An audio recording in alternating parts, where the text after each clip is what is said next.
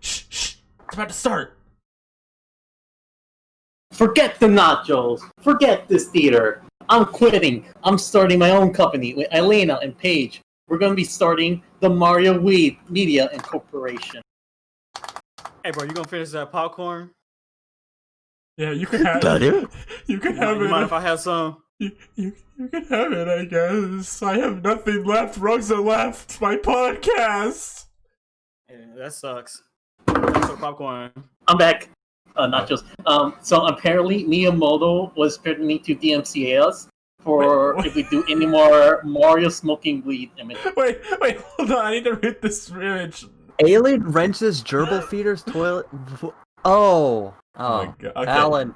I said alien wrenches. Did I say that? This is our most like just all over the place start. Ever. No, it's not. You know that's not true. Well, we Rosa left, and then we immediately just started talking about. We didn't even like say who we are. Like we started like we're that already has happened before. We've had I know episodes who where we we don't are. even say where we are. Hi, I'm Rosa, and I'm the inventor of like ripping a bong. Hype train? So as you can see, no one put on the patent for that. So I did, and now I'm making $2 each time someone ripped a bong. Though I am being sued by Miyamoto for rolling Paper Mario into blood. So we'll see where that money's gonna go. okay.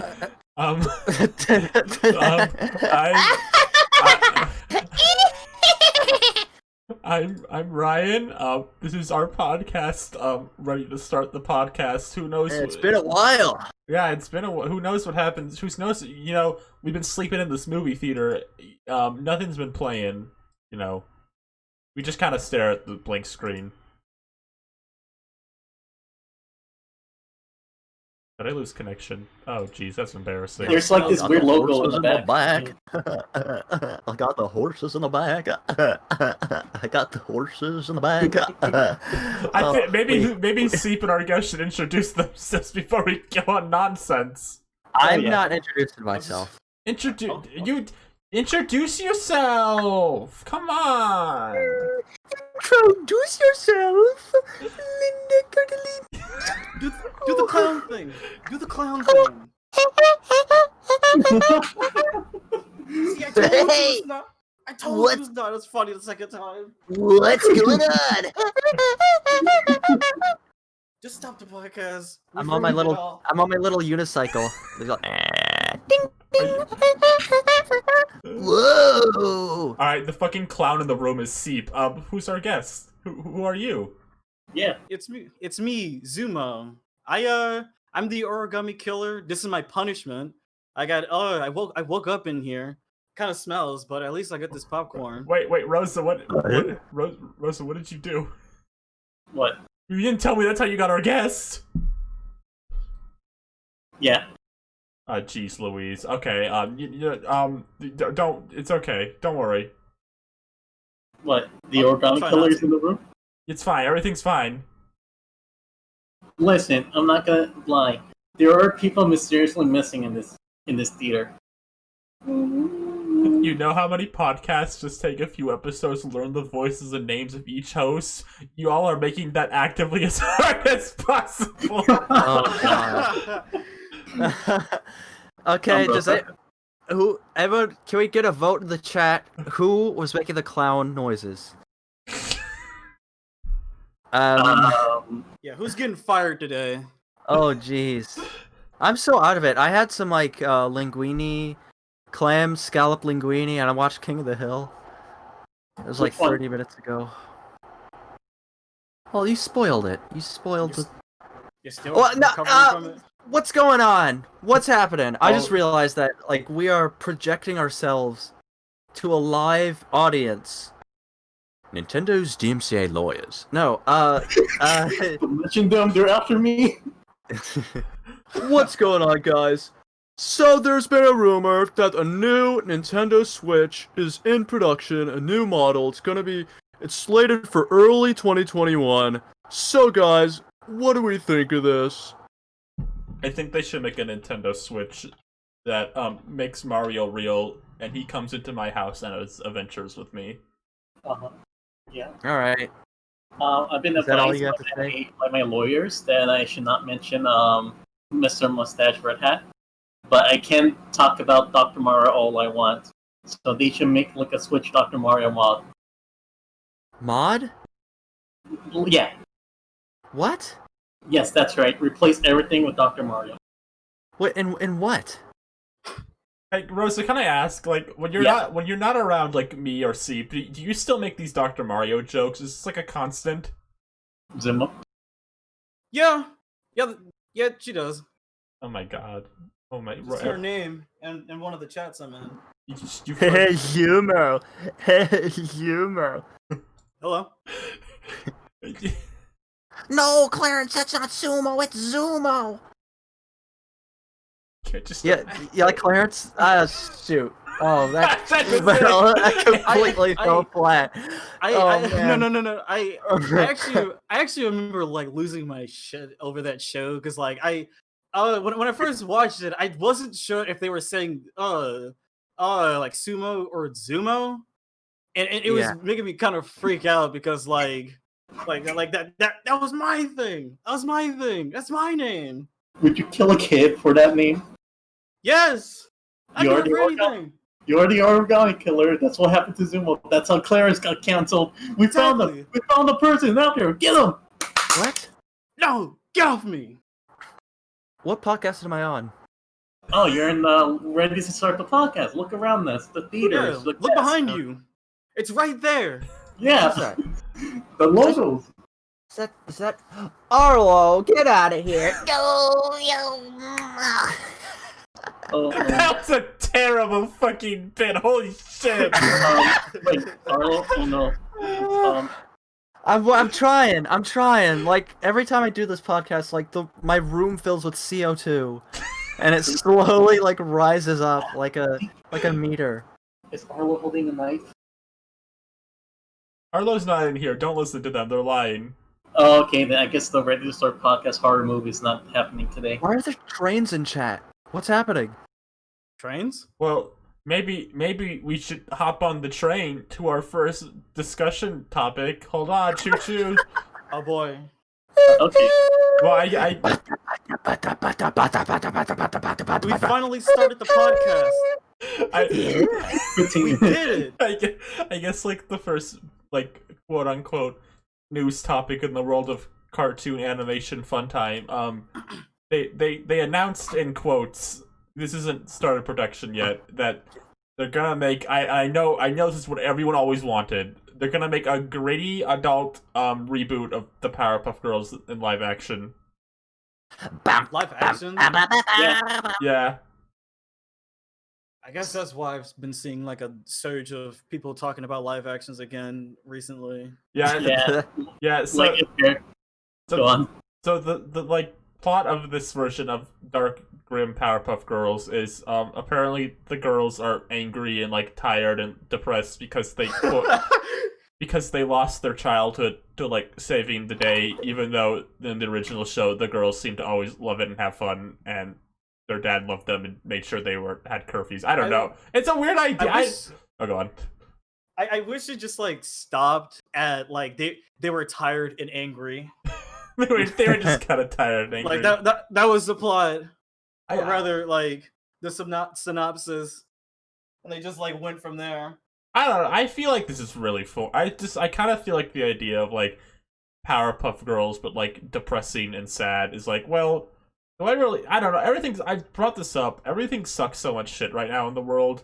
Do I really want to see like beloved cartoon characters, the Powerpuff Girls, just like incredibly depressed? Like, Right. I mean, obviously, since they were making it, Yes. this is what you always want. This is what we all wanted. I mentioned I'm kind of I think a lot of people, including me, are burnt out on like superhero property. Except now it's dark and evil and fucked up and depressing and. Well, you say that now, but wait till the Snyder Cut drops, baby! HBO Max, a 4-part series, the Snyder Cut, hashtag Justice League, oh, Snyder's original vision come to fruition! What did you say it like You're that? all waiting for. That's- I also feel like just Powerpuff Girls in particular, it literally just got a reboot. I don't know. If this was like 10 years from now, they're like, okay, now we'll do another one. It'd be different. Okay. I didn't watch like a second of that reboot at all. Was it like it didn't even like at any point get good? No. No. No. It was just like playing it too safe. Like- Yeah. It feels like old to shit on that reboot, but I don't know what it wanted to be honest. It's just played too safe. It's sort of like it didn't know what it wanted to be.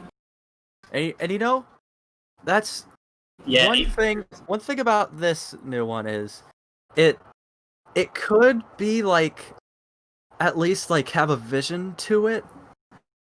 No, It's a really weird idea. And it's something I'm like, it's like morbid curiosity sort of Yeah. thing. Yeah, It's like, how could this possibly turn out? I said this earlier too. On Twitter. I'm glad it's not gonna just be the same thing again, because that was the problem with the other reboot. It just was trying to be the same thing except not. I'm glad this is different, but at the same time, I don't think the concept of superhero, like light superhero thing, except now it's dark and gritty, is like that new of a concept. And to me, the idea I had is if you wanted to make a new Powerpuff Girls thing and make it different, is now that Rise of the TMNT is over, I think now would be a good time to like make a Powerpuff Girls show that's like more, I guess, flashy and action oriented. Yeah. Mm-hmm. That would be neat. Also, shout out to new baby child Gup Lord. Happy birthday, Gup Lord. Happy birthday. Happy Happy birthday, birthday. happy birthday, Glope Lord. I don't know. I'm trying to imagine what it would look like. Like, Uh, It's live action, isn't it? Right? Yeah, Yeah. definitely. It's When gonna one's- probably look like CW Supergirl. I guess all the images of it in my brain look terrible, like terrible music videos, and they're like wearing cheap Halloween costumes, and they're in like a blue city, like it's like dark lit, and there's fog. It's like, oh, let's go, girls. It's like You specifically said like Ryan. You specifically said like the plot of it was that they're tired and angry because like they quote unquote wasted their childhood saving like doing superhero stuff. Mm. Is that implying that like they're older now? Yeah, no, they're in their like 20s in this reboot. Oh, for fuck's sake! Yeah, I also just, I mean, I assume this will be a different continuity from the original show, but in the original show, most of the time the girls seemed into like fighting. I can't think of a ton of episodes like, oh no, we have to fight Mojo, Jojo, I hate being a superhero. It was more of anything like the professor was like upset about it instead of the girls. They were having a ball beating up his ass. Yeah, it was more like usually when like somebody was like worried about them being heroes, it was usually someone else instead of the girls. Yeah. I think, and also the fact that like it's not, that concept's sort of been done before in that one parody, and like, you know, it's sort of like something you would make a joke about, but it's now a legitimate thing. It's sort of like, you know, overdone. I also Yeah. I had something else. What was it? God, what did I want? It's so like with Steven Universe Future, which kind of does a similar concept, like time skip, and he's like realizing he's depressed about his past. Like in Steven Universe itself, like the show, like the first like original series, you can see at many points Steven is like distressed and like upset about a lot of fights, but the Powerpuff Girls never did. So like the evolution of Steven Universe Future, where he was like having trauma and being upset about it, makes sense. But I don't know. I just no idea. I think it's sort of like the Powerful Girls are like three little Supermans, you know, or like as powerful like Superman. It's sort of like they're sort of like nearly indestructible Yeah. little character, and like they could just handle anything. While like Steven's also like just Yeah. No. how you say portable, you know. Yeah. No. Like I guess you were trying to say Steven showed a lot of weakness in the original show. Like there's a lot of moments Yeah, where he was a Steven weak little baby boy. Yeah. Terrible little It's sort of child. like difference in like Loser. scale of bio.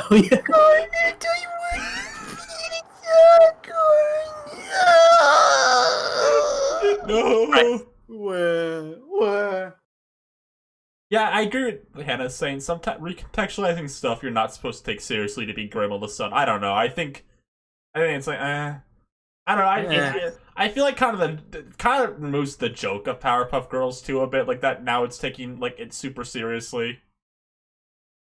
Yeah. Yeah. And I guess also the other big talking point about this is just make new things. Yeah. Pop Girls had like 2 reboots already. This is gonna be its 3rd. I feel like with like the news of like the Ren and Stimpy thing from last week, I feel like a lot of us like into animation and stuff are just burnt out on this shit, and we all just like, okay, well, move on. Come on. Yeah. Especially when it's stuff that's like that already had its time and made a big impact. Because Craig on McCracken culture. specifically also said he was done with he got what he wanted out of the show, and there didn't really need to be anymore. Is pretty much what he said, and I don't know. Right. I That mean, had Fill me ton- in that on had the Ren ton and of Stimpy thing. What was that, Sumo? Yeah. Can you fill me in on this Ren and Stimpy thing? Because this is news to me. They're making another Ren and Stimpy like adult reboot, Oh. and it's like it's Adult Party 2. fucking shitface John K's not gonna be part of it, but it's still just kind of like, well, no matter if he's part of it or not, you're like by all means like honoring his legacy still, which is like, okay, well, make something else. Especially when like a lot of people got ghosted during 2 months in the industry, you know. Yeah. Hey, how about that new Nintendo Switch model? One thing, if there was going to be a reboot of anything, there should be a reboot of Ed and Eddie. But it's also like the joke of it is like for some reason they're in like a Cowboy Bebop / Space Danny scenario. Okay, yeah, you were DMing me about this last time. What is the joke of like Cowboy Bebop, Ed and Eddie? It's sort of like you know how like the difference between the Cowboy Bebop gang and like the Lupin game. It's like the Lupin games are successful, but they don't really care to keep the fortune.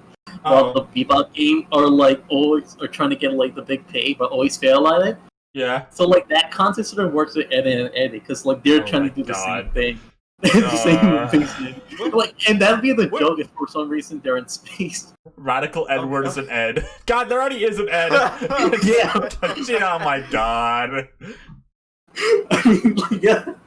Just like it's a joke. It's a reboot in space with like the feel of Cowboy Bebop because they sort of have like that similar plight. Now here's the question: are the Eds gonna have like like really smart and intelligent philosophically like conversations about each other like while driving around, and then they just go like, oh, go on.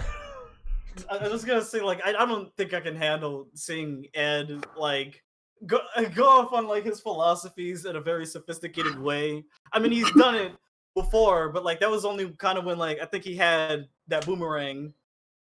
Yeah. I guess he's like it could be just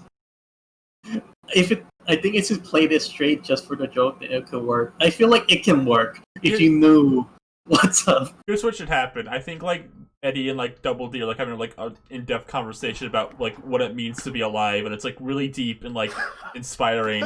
And then they like in the middle of the conversation they're like, "Wait, Double D, look, it's the Jawbreaker planet!" And the conversation just ends there.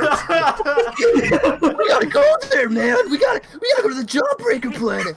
Oh, Eddie. There's no time for that. We have to finish our discussion. We have to finish our podcast, Eddie. Are they doing a No, man. I want to go to the Jawbreaker planet. Are they doing a podcast too? Yeah, like I don't know. They're doing a space cast. They go to different planets and they. That's just what happens in Midnight Gospel. All right, Eddie. Another thing I want to note too is that like with this idea in mind, how is this even going to be like what would the art direction be? Would it just be like typical Ed and Eddie? Is it going to have like a very polished look like Cowboy Bebop? All right, hear me out. Hear me out on this first. I want to pitch. I have a really good concept. Ed and Eddie look and animate the exact same as the original show, but the backgrounds and every other character look like Cowboy Bebop. But okay, they look the same, but like but their coloring is sort of similar to like Cowboy Bebop. It's just like it could work, you know? I would really. I mean, if anything, I would really love to see this. Oh my god. Yeah.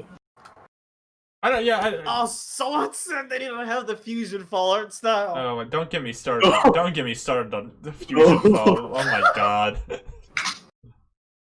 Anyway. I guess like I don't know. I've been thinking a lot about like reboot culture a lot because I feel like we're getting more and more reboots every day. And I don't know. I've kind of reached a point where it's like I can't get excited about like any reboot they announce anymore at all. There's so many of them. I don't know.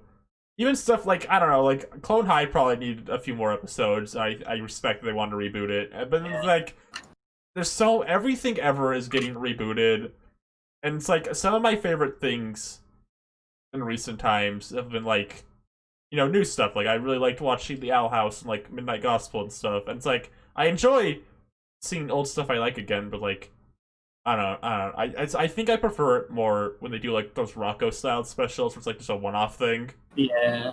One-off things, and like if they need anything that has like an unfinished story. You know, I like Clone High no reboot, but just like finish a story. DuckTales is pretty good though. Well, Oh, that- DuckTales.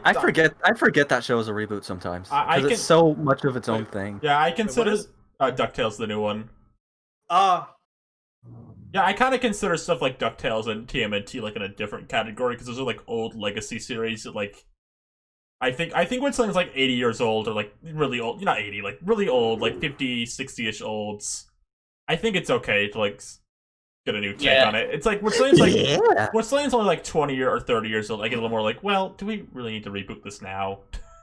Uh-huh. Like again, like most of the old cartoons, it has been like Powerpuff Girls wasn't that too long ago, and you could just like is easily re-aired like the older episode because there's so good abundant amount of them.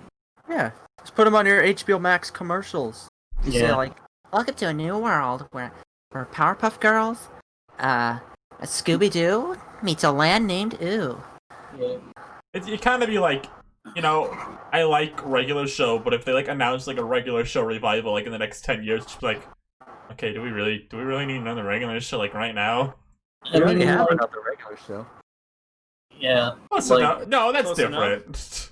it's Well, different, it's- but it it's- sort of has the same spirit, but like still a little different with its own identity. Yeah, it's not the same thing, Oh, but it's yeah. like Oh, it, yeah. it fills that. It kind of feels like Mhm. a similar niche, but it's still like Yeah, no, I you get know, it. fans of regular show can enjoy it. Yeah, Inspired by the events that have occurred in regular show.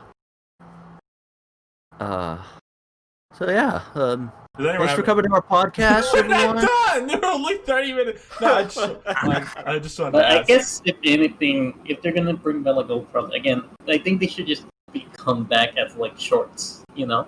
Yeah, no, like Yeah. I agree. If you're gonna reboot things that aren't too old, it's either best to be like shorts or like a one-off Mhm. special. Chibi shorts. Yeah, because like It's for again, chibi. like you can only go so far with like Eddie, Cowboy Bebop. I don't know, Rose. That sounds like a movie cinematic universe tier idea. At the end of the Ed and Eddie movie, like I don't know, what's another Cartoon Network show? Like Billy and Mandy will come out of the spaceship. Adrian. Next thing we know, we're gonna see my gym partner's a monkey. Oh, of course. My life partner's a monkey. Oh my god, we discussed that, right? Yeah. Shout out to My Gym Partners a podcast. Rest in peace. Rest in peace. It just ended. It just ended like a week ago. I know. Rest in peace. No, Hannah's talking about this. She says the worst reboot ever. Everyone, made shush, shush, shush. is Hannah's the- talking. It's the Neon Genesis Evangelion reboot, which I think Hannah showed me like the first of it, and then we didn't watch anymore. This show have a reboot?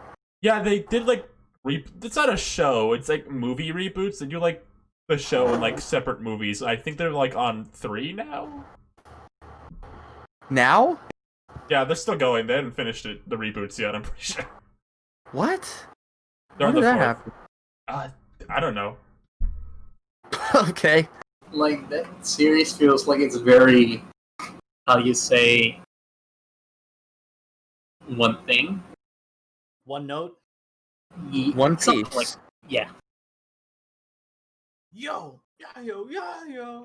Like, more news. Phineas and Ferb. I've just thought of Phineas and Ferb. Yeah, I guess Coming out this week. It comes out in like 3 days now. Yeah. I think I've talked. This kind of ties into like the reboot thing, kind of about like the Phineas and Ferb like thing is making a big Yeah. deal about like they made a whole song just for a commercial about like we're back and like whoa, isn't it cool we're back? But like Phineas and Ferb has only been gone for 5 years, and then there was a special after the show ended, and then Doofenshmirtz was like in Milo Murphy's Law as a recurring character. It barely She feels said like this earlier. Listen, nobody watched My Little Murphy's Law. She can't cope with this. A lot of people didn't even watch like the last episode of Phineas and Ferb. It's something from like their childhood at this point. I had no idea about that Murphy's Law show until Rosa brought it up to me when we were talking about Phineas and Ferb once, and it was hard for me to believe that Doofenshmirtz was in there for a second, but then he was. But Yeah. still, no, he's not I had just no he's not, idea he's about just that not in show. it for a few seconds. He's like a main character in that show in the second season. yeah. I get what you're like saying, Steve, and you're right. But I just think it's a little weird from like the perspective like it really hasn't been gone that long. I don't know. I mean, when you think of when it like started, that was a long time ago now. That was when the second High School Musical came out, and I know that because when they premiered the second High School Musical, they aired a preview of the Phineas and Ferb first episode. Ashley Tisdale was like, "Check this out." All right. The genius brain plays. You don't need a reboot if you just never end. Hashtag The Simpsons. Hashtag Baby Maggie. Baby Maggie is a turkey. You know, actually, I've been thinking about Maggie dynamic with like her siblings, and it's like pretty non-existent, huh? Yeah, she doesn't even talk to them really. What the heck? She's so rude. Maggie's a weird character for The Simpsons because it's a very like character-based show. Maggie's just a baby, so like especially like so I rewatched like through like classic seasons decently recently. Maggie rarely ever. The only like thing I can remember Maggie doing is the episode where like Marge is like in a play. I remember there was a subplot about Maggie in daycare in that one, and then there's the Do It For Her episode. And that's like all I can remember Maggie ever doing. What do you want her to do? I don't know. I want Maggie to take her pacifier point is- off and like be like, let's talk about Democrats I feel like- versus Republicans. Okay, I feel like- I was about to bring that up. Like, didn't some shit like that happen where she just takes out the pacifier, just starts like going on a speech? I think that does happen. Yeah. Also, like, I want to point out that Del Pickle probably has more character development than Maggie. No, When you take out- don't. Take How out- is that in any way true, Rosa? Come on. I feel like. What I feel like- what did that shit baby do? What did that Get murdered. what did that stinky shit baby do besides like I'm the princess, I'm Joe Pickle? I feel like all Del has grown more dialogue than Maggie. That is true. And all grown up. Okay, that Good God. that doesn't count. I was thinking about this recently. How like Rugrats went on for so long, and it's kind of interesting how I never hear anything at all about like a lot of its later stuff. Like I don't even really hear people say like, "Oh, this show really fell apart," kind of stuff. Like well, I want to debate that Rugrats got bad in like an uninteresting way, it just kind of became boring, whereas SpongeBob got bad in like a more interesting way, like it was doing weird things a lot. right, it's more easy to sensationalize how like the deterioration of like Fairly Odd Parents and stuff. But like with Rugrats, it just kind of becomes like a really inoffensive baby show. Yeah, Like- because like they're babies. What can they do? What wild thing can they do? Well, the thing about like earlier Like- Rugrats is like the best characters in earlier Rugrats was usually like the older characters. Honestly, I think Yeah. I think the show knew that.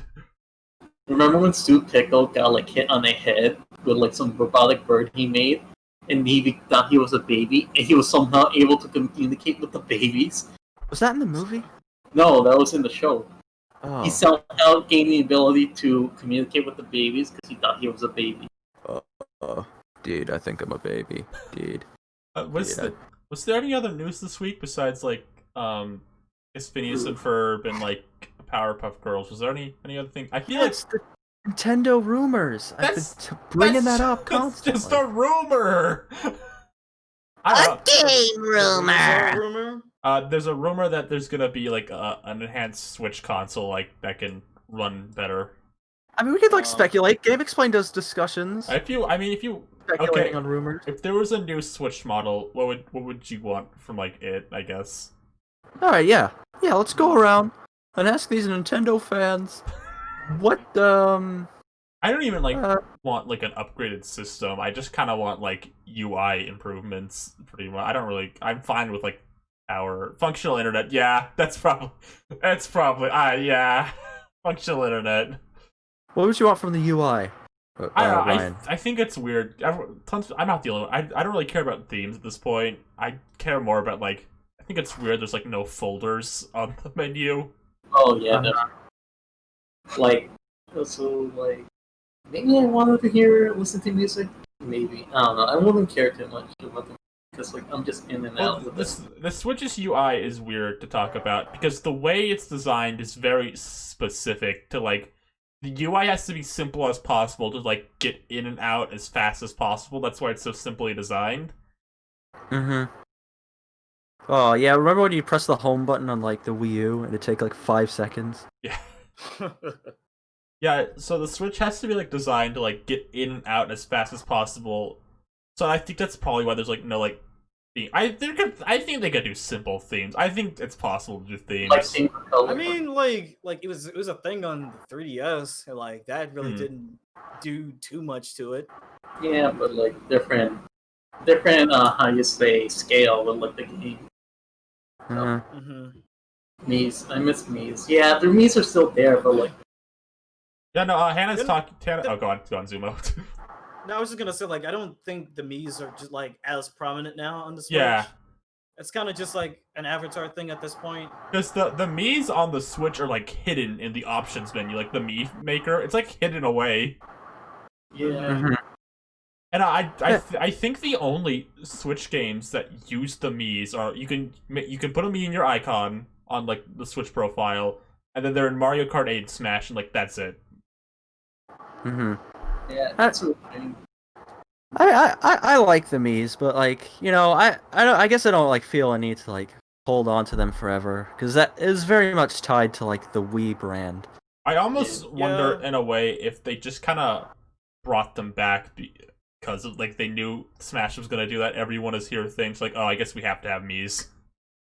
That's a funny point. I don't Yeah. know. Like I think they did a little expansion with me, but like with hair color, where they expand like Hannah's also talking about this in chat. The Mii's in Smash are kind of lame. I agree. yeah. I think Well- because the Mii's actually have games. Like there are like Mii games, and I think Uh-oh! The Mii alarm is going off! What's going on? Me. A Um, new challenger has entered the ring! Oh no, uh, there he is. Gobu in chat. Smart. Gobu in chat's also pointing this out. They were still pushing Miitomo hard when the Switch came out, and so that was probably another thing too. I probably just made sense from like I guess a few things going on standpoint. Like okay, we don't really want to use the Mii's anymore, but we need to have them around for like a few things we're doing. So just put them there. Yeah. I think the big thing they should do with Mii's, like if they want to do one last thing with Mii's, I think it's time to make Tomodachi Life 2. Yeah. I would love that. Yeah. Those were Tomodachi Life's so weird because it's like it feels like a game that like a small thing like 4 people played, but like it like got really big. Exactly. Yeah, yeah. Especially when Miitomo came out, people were like having fun with like text to speech stuff. Mm-hmm. Well, I know Tomodachi Life technically got a sequel for like what was it called? The Me RPG on the 3DS. What is it called? Oh, Oh, yeah. No, Tomodachi Life is a sequel. Yeah, Tomodachi Life. There was Tomodachi Life on the DS, then the 3DS, and then next would be Switch probably. Hopefully, I never got the chance to even like play the game. It's a on, nice- um, It's a nice little 3DS. time. Yeah, it's Yeah. a nice little time. Yeah, it's like how you enjoy Animal Crossing. I will not lie though. It is like total like stream bait game though. Yeah. Oh, it's a Twitter meme bait game. Are you saying? yeah. That's what I, Difference is it's probably like an actually fun game. oh yeah, it's fine. You can like. If you play like Tomodachi Life, you have to find a way to like share what you're doing though. That's like the most fun way. You get to like stream or like post images to Twitter. Yeah. Mhm. And I also had to say this. Yeah, if they make a second one, they really need to put Yeah. gay marriage in it. And yeah, like exactly be able to. I think I've joked about this before, but I almost feel like part of the reason they haven't made a second Tomodachi Life, despite the fact that game sold wonderful for like what it was, is I don't think Nintendo knows how to make an option to turn the gay off without sounding homophobic. Yeah. I They just should sounds like do what they did in Animal Crossing. What they do in Animal Crossing? Oh, just like not have gender at all, pretty much. Yeah. Yeah, I guess it's I don't know, because it's like like a white mom would like watch like kid play Tomodachi Life and like Mario and I don't know the Mario and Pac-Man memes would start kissing. It's like what? Mm-hmm. What is that? It sucks that I feel like that's probably part of the reason they haven't made a second one, because they promised if they made another one they would include like gay marriage in it. But Yeah. What else? Something else. Carrots. That's why we like play indie. Something else happened this week, right? the Sonic movie's back in theaters. Is it? Did you not hear about? Yeah, they put the Sonic movie back in theaters again. I don't know why. All right. Okay. Speaking of Okay. Sonic, Alright. Sonic confirmed for crossover with Ninjala. Oh god. Oh yeah, the Pride Parade. They announced. So Zubo, have you played Ninjala? No. Okay, well you're not missing much, but they announced there's gonna be a Ninjala Sonic crossover, and I think Ninjala's kind of a shit game. Don't add. If you like it, good for you. I'm not one of those people that gets spiteful about people liking games I don't. But Ninjala, Yes, I you don't. are. I don't Yes, think you are. No, You're so angry. no. I don't think Ninjala's very Ryan's good. rage. But they announced there's gonna be a Sonic crossover, and I don't know what that entails. Probably just like items, but like. Entails. Here's my thing. I think Ninjala is gonna become big just because of this. Because Sonic fans will eat anything with Sonic in it up. I don't mean there's an insult. It's just like they do. They love anything with Sonic in it. And then hate it later. Especially now. And 'cause, love like, it again. there hasn't been a Sonic game in like 3 years. Sonic Yeah. crossover with the Holy Bible. I'm in. Oh my god, it's finally happened. It's all those fan arts fulfilled. Oh my god. Yeah, no, you could. I But mean, yeah. Sonic fans love anything with Sonic. They get Sonic's like I think like the ultimate character you can put in things to get people excited. Like Lego Dimensions got like a huge boost, like Sonic got put into it. You know. Oh yeah, no, Wreck-It Ralph. Like, there's like people like went crazy. Like they showed him in like the trailers and the posters and stuff. 87 Wi-Fi. I think Sonic did more to endorse a movie better than Mario can. Wow. I mean, I like Mario more than Well, Sonic, has- but I do agree with Rose though. Also, go on say that. Has Mario endorsed a movie before? No. He has his own movie. He's getting his own movie again, so Yeah. And in The Wizard. that's true. He's Yeah. a wizard. Remember that? It was Oh. Super Mario Brothers 3! So I'm not like I'm surprised people are still playing Ninjala because it still has just 2 maps. Maybe people just like it. I don't know. I haven't played it. I don't know. I mean, like, I'm assuming this is probably like a whole different ballpark, but I mean, people were fucking playing PUBG religiously, even though there was only 1 map in that. I mean, I guess because well, again, PUBG, like, you have to, like, just scatter find it. But in, like, Ninjala, it's really, like, gacha heavy. You only have 2 stages, one small one and one big one. And, like, the big one's, like, hard to play on. And, like, most of the mechanics are pretty ignored. So, like, and again, PUBG sort of worked out because, like, the mechanics are allowed for you to, like, just play it on one map. But, like, in Ninjala, you definitely need, like, more maps, like, same way with Splatoon. Can I ask a question about Ninjala? If Fall Guys comes to Switch, do you think everyone would move from Ninjala to Fall Guys? Oh, definitely. Yes. I think that game's gonna come to Switch, and here's my other hot take: when Fall Guys comes to Switch, it's gonna get like a Mario costume too. Oh, for real. Sonic. There's an exclusivity deal with Sony, unfortunately. I thought that was a temporary deal. Shame. Because it's on most exclusives are. Yeah, eventually I'll get off. We're talking Also, about. I'll go on, Zubo. Sorry. Well, 2 things. My friends in the chat, High Water Trousers. Hey, buddy. How you doing? Hey, but anything. Going back to that question about what I would want in a Switch. I want a button on there that instantly releases SMT5 and Nocturne. Like, you don't know how goddamn long I have been waiting for anything on those 2 games. Yeah, I'm not even like a big SMT fan, but even I like that was announced at the like Switch like event like in early 2017 and then went missing forever. Like most of my friends know me for like absolutely loving SMT and shit. Yeah. And like when that dropped, when that trailer dropped, I was getting messages up the ass, but then like afterwards there was just nothing. Oh, I mean, I'm partially convinced the only reason they had that partner direct was just to announce SMT. Because that was like the only kind of like big thing in it was SMT. It was mostly just an SMT direct. Yeah, SMT and like SMT5 and like Nocturne. Yes. And with Dante.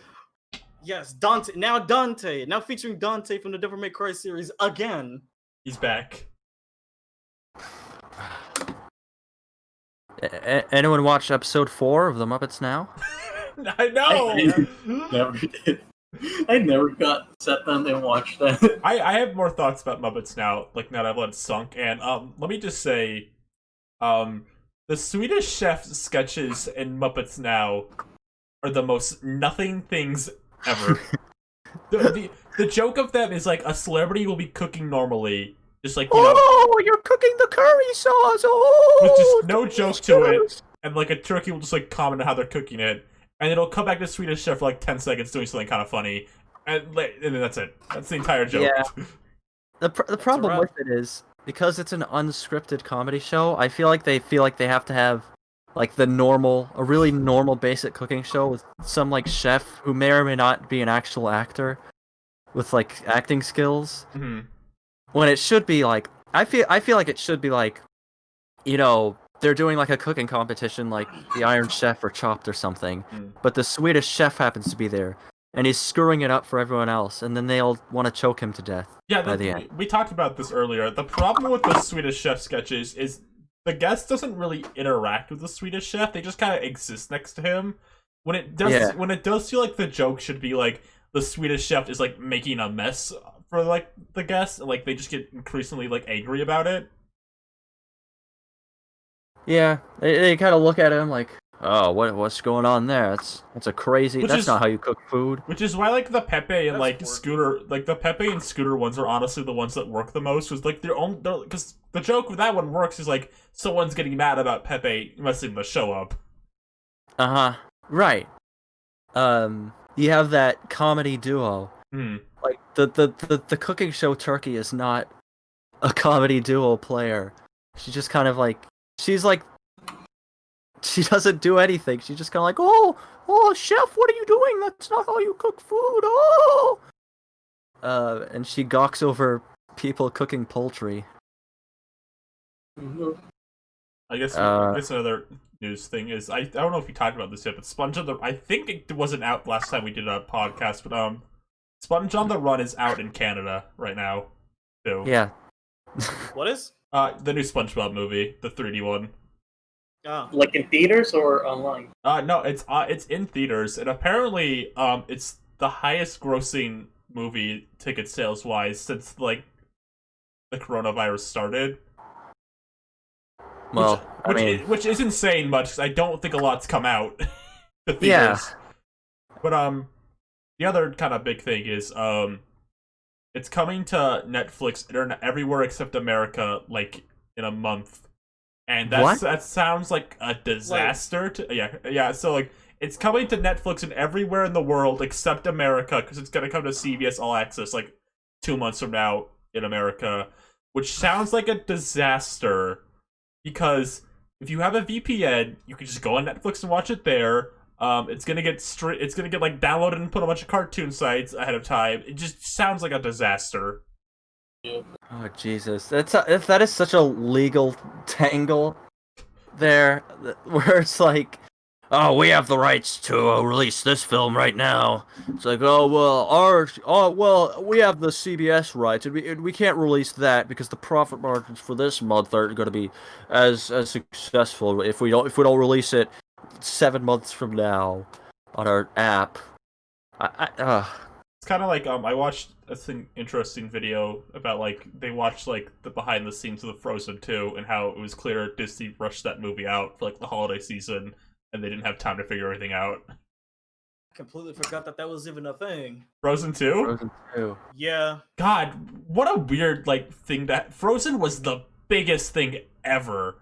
And then Like, that's what I'm thinking too.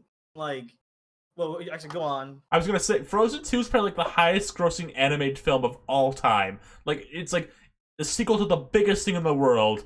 The highest grossing now it's the highest grossing animated film of all time. Nobody talks about it ever.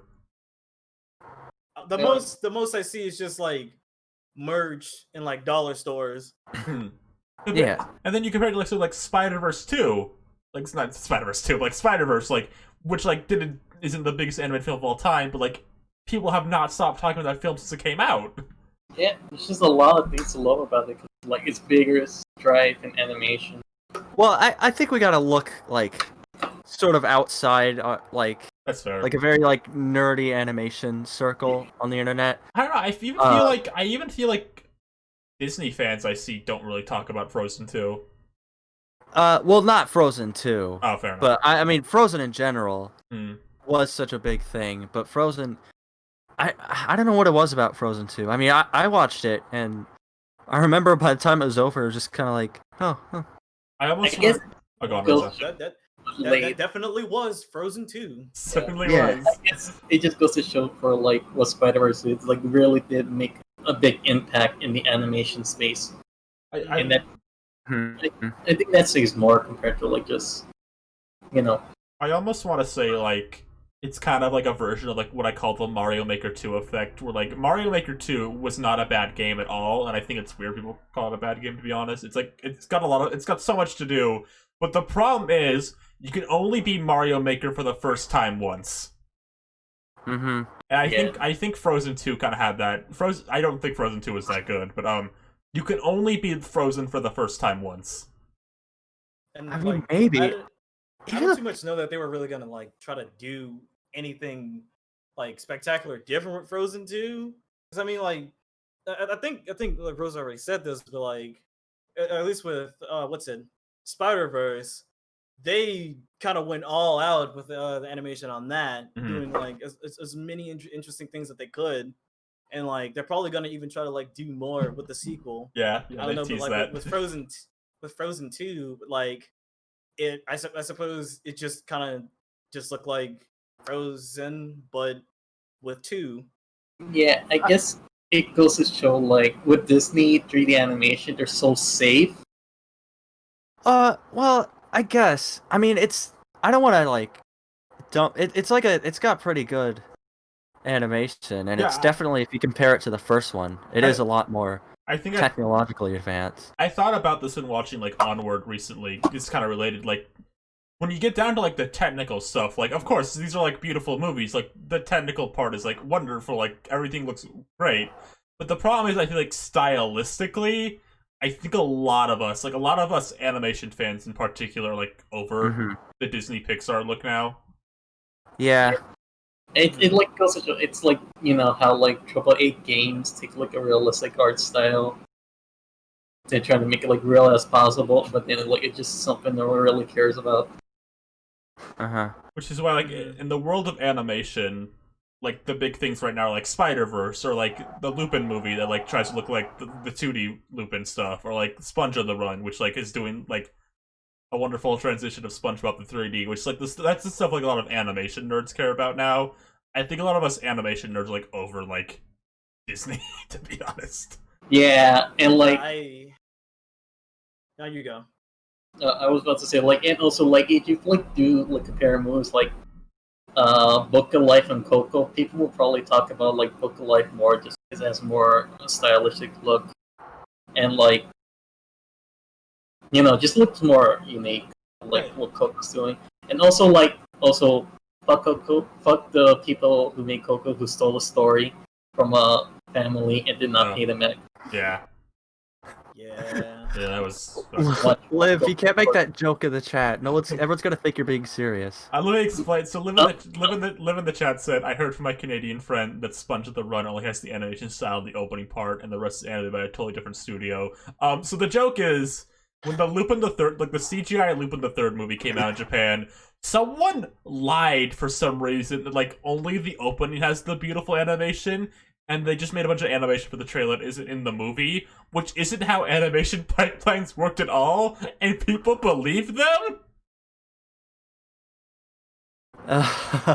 It was a lot. Uh, Also, watch Book of Life. Yeah, did anyone like Frozen that much? I honestly did not.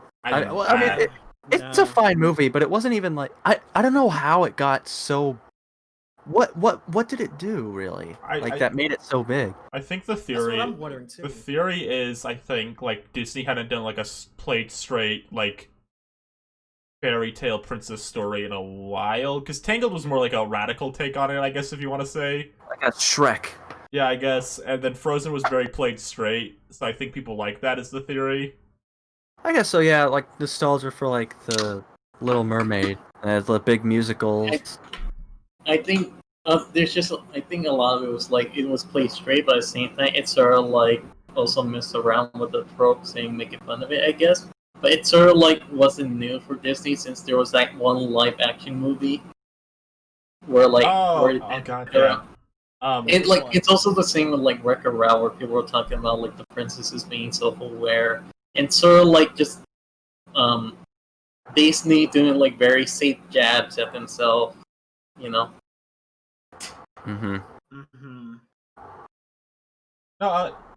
Yeah. I kind of hate like self-aware Disney so much. I hate when Disney's like, "That's right, we know this." A wink. Yeah. I especially hate that in like some games and stuff. Mm-hmm. Like this is one game that I bought like several months ago. It's called like The Messenger. It's some Ninja Gaiden styled game and whatnot. And the way it looks, the music, a bunch of the stuff, like the presentation, is all really good, but then it falls completely. It falls really flat when it starts to get self-aware of itself by saying like, "Oh yeah, this game's pretty damn hard, isn't it? Huh?" And then they like break the fourth wall sometimes.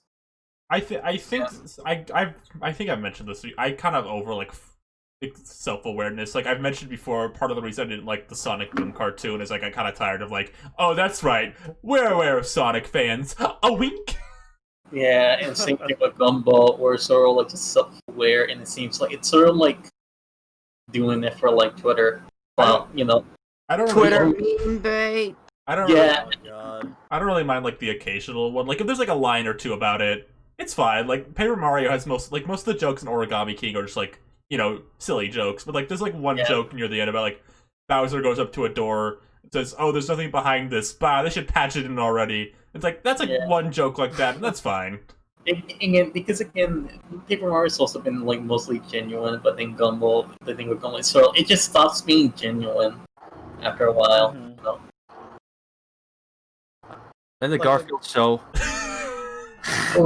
I still remember John Arbuckle.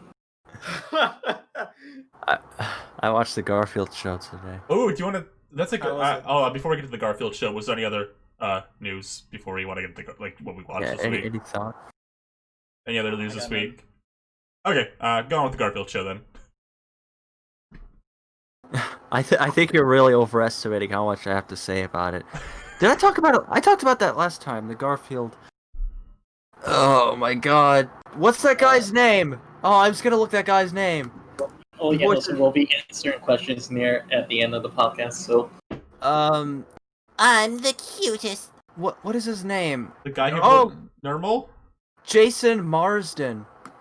Oh. He does like 11,000 voices on the Garfield show. He does Normal, and then he does Chester and Fairly Odd Parents. And he voices like the pizza guy that has the Garfield, you coming on over here? You eat my pizza at the restaurant. He voices like this Come on evil over my restaurant. scientist. I don't have any thoughts. I just watched an episode today. Garfield was trying to eat a little bird, and the bird was like, Oh, go ahead. Eat me. See if I care. so and then Garfield was like, "Oh, come on, struggle. You're supposed to be struggling for your life. It's not exciting if you just let me eat you." it's like Couldn't when pay you're for this.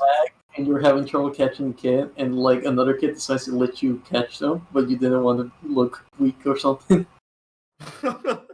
Just like speaking of Garfield, I did. This isn't like Garfield, but I watched like a couple of Lasagna Cat videos last night. I guess All right. there's nothing really. Yeah! There's nothing to say. They're just funny little videos. I don't know. I think Some- the sorry. I was going to say, like, something that I kind of actually really liked doing back in the day was like, leaving that one video where it was what was it? What The was pipe like, one, the pipe video. I don't think so. It was the one where they had people like call a number. Sex survey results. Yes. I loved putting that on in the background whenever I was like What? working on something. I did that. I know With, it's I did that with the pipe video when I was like in class one time working on something. I turned on the entire like hour-long pipe video. It's so funny. There's just this one frame of John Arbuckle actor. I just like took a screenshot of it and just like label it as cishet John Arbuckle. But he's gonna take That's what it says on his ID. He's gonna take Liz to the Pride Parade. Should we talk about the cartoon Pride Parade? This is like What's gonna happen? This is like okay. Let me try to explain it. So earlier, me and C were in a call with some of our friends, and the joke started with Doofenshmirtz was gonna take his daughter Vanessa to the Pride Parade, and he was gonna see Luz and Amity from the Owl House there. They would be there, and then Perry the Platypus would walk up, and then Doofenshmirtz would be like, "A platypus?" And then Perry puts like a gay little pin on his hat, and he goes, "Perry the gay platypus!" And then this spiraled off to what had to be like a 40-minute conversation about like all the cartoon characters at this Pride Parade, which included Mr. Krabs and Plankton bumping into each other and trying desperately to just like avoid a conversation. God, what's going on during this? We talked What was about going on? how Mickey would be in like a car and he'd be like looking wistfully, and he wouldn't be allowed to attend the Pride Parade, but he desperately wanted to. Oh my god! Oh my god! Lucy said something really fuck. Oh, it was the other one was Grunkle Stan would be at the Pride Parade selling flags, but he looked up all the wrong names for like LGBT names while he was looking up the flag names. So he'd be saying like trans flags, and he'd be like, "Get your trans flags here, kids!" Yeah, that's the gay cartoon All Stars Pride Parade to the rescue. Cartoon All Stars. Oh yeah, no, and then Jimmy and Sheen and Carl were gonna be there, and Sheen was gonna be like, "This is the new gay outchalard with removable gender." Oh look, Jerry, I got a gay llama. That was another joke. Wasn't there that one Discord we had with some other friends where like we were sort of talking about Timmy and Jimmy deserving each other because they're like the world's first homophobic gays because they were just horrible kids.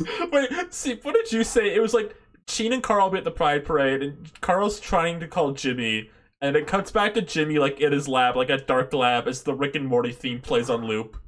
I don't even know who said that. That was not me. And then the other thing was the Lego Ninjagos would be there, and they would line up into like the colors of the rainbow in their Ninjago suits. I appreciate them, the joggles. Ninjago. We talked about this fucking joke of like Cartoon All-Stars The Rescue 2's Pride Parade sequel for like nearly 40 minutes, and I can't remember anything that happens in it. Well, it's just like our like ready to start the trailer thing. It's just stream of consciousness, the first cartoon character that pops in your head, and you just think like, what would happen if they were at a Pride Parade? Oh, there was That's there was Finn and Jake would be there, but Finn would be in like season 1 Jake, and he'd go, Schmausow! Marceline and Bubblegum are dating! Oh, I died. Oh no, Jake got him. Oh no. What? Ryan Ribbity? What? Oh, did I? Oh no. Did I cut out? My back? Yeah. My back? Did the podcast die for us? Oh, You're back. jeez. Okay. We're back. Yeah. I saw the purple curtains on the stream for a second there, but now we're back. Yeah. I hope. Yeah. We'll take Roger Rabbit. The other thing we talked about before we so what led into the Pride Parade discussion, I think, actually, is we were talking about like time skip episodes, like how time skip episodes and shows can be like really like finicky because if you're not super tuned in to what people want with the characters, it can like leave like a whole like problem with like, oh, I don't want this character to be doing this in the future. Uh-huh. Yeah. Yeah. The specific I was one- there. I can't recount. The specific thing I talked about was I don't think the Phineas and Ferb time skip episode is actually that good. Because Phineas and Isabella's relationship is like nothing I've ever thought about ever, even when I was a kid. But I then, don't think even Phineas did either. But then like the time skip episode tries to like frame it as like a really big thing we've all been waiting to happen. And then when I mean, it kind of was like people would get into shipping a lot. You could probably find a lot of like fan art. I feel like Jeremy and Candace more than anyone was like the big thing, like romance-wise in the show. Like a lot of kids could relate to like Phineas and Isabella. I think. I guess. Some of the people in the chat back me up. Like you remember all the Finabella. They had like that thing in the movie where she's like, "Hit it, Carl." Yeah, you know, I have a bigger brain suggestion.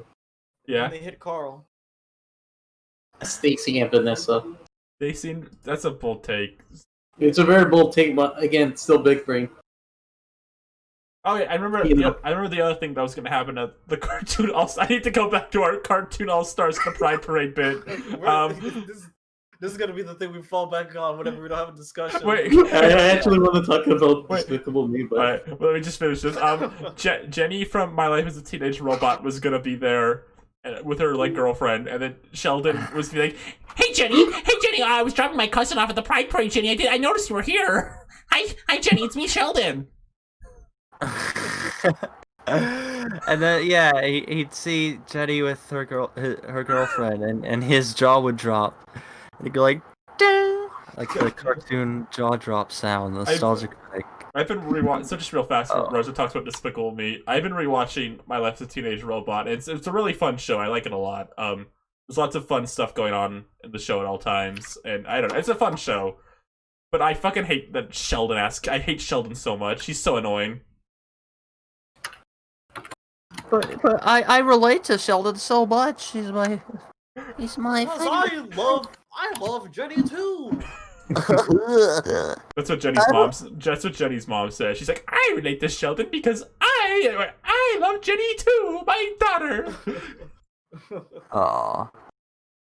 Alright, Rosa, hit it. Rosa, talk about so like, also thank you for showing me Cindy's homophobic dad.